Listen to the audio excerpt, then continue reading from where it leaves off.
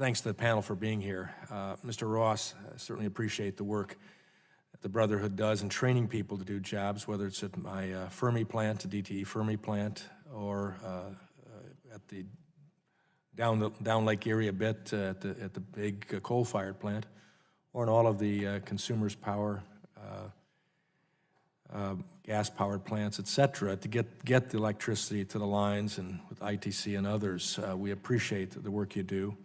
I want to ask you to give us some examples, if you could, or ideas how we can expand access to apprenticeships. But I would preface it by saying I was greatly excited with what our governor was proposing in Michigan last week, called the Marshall Plan for Talent.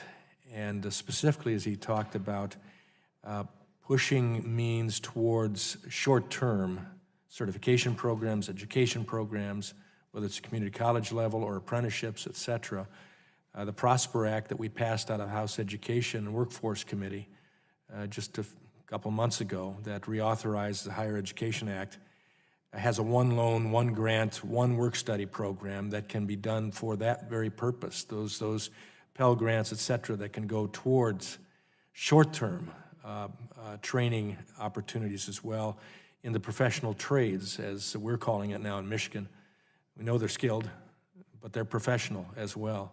And we want to give that idea out to our students that could look to fill spots that you have that can be an asset to what we have. The Skills Act we passed several years ago and was signed by President Obama, again, pushed the education for real-world jobs back to the states and the local communities and private entities like yourself. So we want to build on that. What would be the best way to do this, to expand recruiting and apprenticeships for our next generation of electric workers, as well as how can the U.S. encourage more individuals to pursue these programs?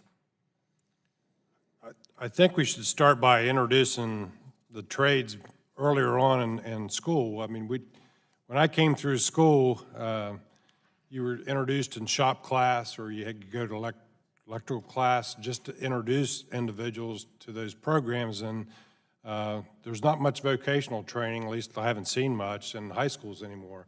They've kind of gone away from that. And certainly guidance counselors have gotten away from trying to push individuals to our industry, the trades.